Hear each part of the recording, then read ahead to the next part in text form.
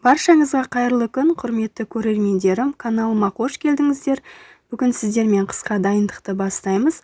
Осындай ешқандай атылып кетпейтін, қытырлақ болып шығатын қиярдан банкі жабатын боламыз. Дәл осы әдіспен жасасаңыздар, қиярларыңыз жақсы сақталып, бұйыртса ешқандай да атылмайтын болады. Ендеше бастайық. Ең алдымен осылай қиярларымыздың барлығын жуып, әдемілеп, екі жағын кесіп аламыз. Содан соң судың ішінде 4-5 сағатқа қалдырамыз.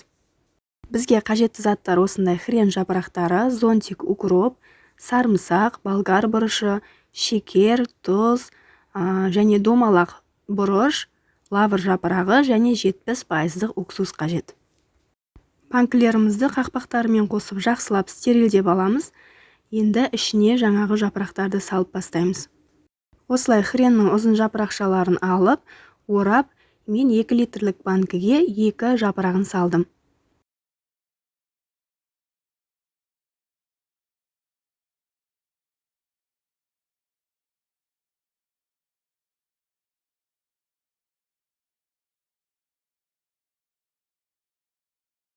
Достар, видеоны соңына дейін қарап, менің каналыма тіркеліп қоюды ұмытпаңыздар.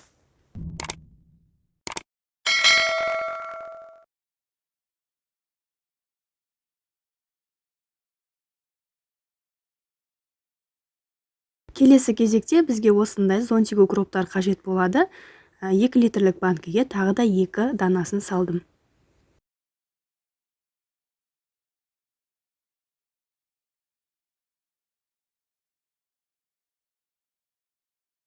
Содан соң осылай кесілген болгар бұрыштарының 3-4 бөлігін саламыз және 4-5 сарымсақтан саламыз.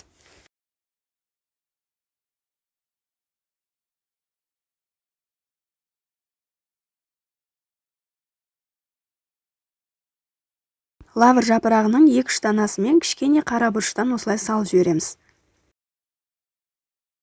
Міне осылай барлық банкілерімізге үлестіріп шыққан соң 4-5 сағат суда тұрған қиярларымызды алып банкілерге саламыз.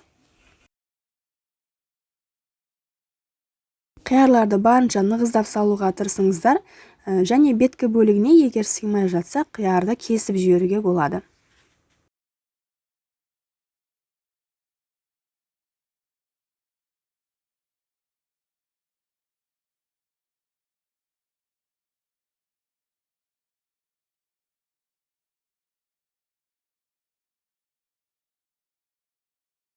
Барлық банкімізге осылай қиярларды салып шыққан соң, енді бізге сақырлап, қайнап тұрған ыстық су қажет болады. Оны осылай құйып аламыз.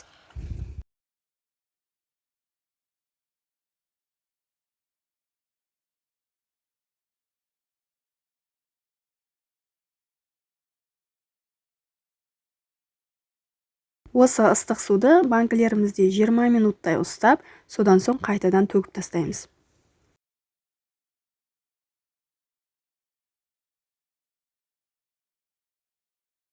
Жалпы қияр жабуға бізге көп су қажет болады, сондықтан суды молынан қайната беріңіздер.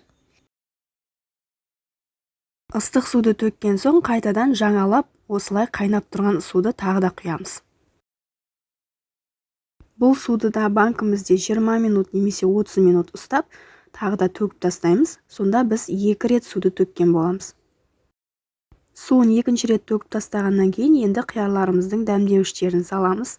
2 литрлік банкіге 2 ас қасық толтырмай тұзы саламыз. Яғни тұзымыз 1 литрлік банкіге 1 ас қасық, 3 литрлік банкіге 3 ас қасық кетеді. Артынша шекерімізді де дәл солай салып шығамыз. 2 литрлік банкіге 2 ас қасық шекер. Екеуінде толтырмай, горка қылмай саламыз. Келесі кезекте осындай 70% уксусты пайдаландым. 2 литрлік банкіге жарты шай қасық пайдаланамыз. Ал 3 литрлік банкіге 1 шай қасықты толтырып құямыз. Егер уксусын көбірек құйып жіберсеңіздер, онда қиярларыңыз қытырлақ болмай қалады. Қияр атылмай жақсы сақталу үшін осындай аспирин таблеткасын пайдаландым. 2 литрлік банкіге 2 данасын және 3 литрлік банкіге 3 данасын салып шықтым. Барлық қоспаларды салып болғаннан кейін қайнаған ыстық суымызды құйып, банкілерімізді жауып тастай береміз.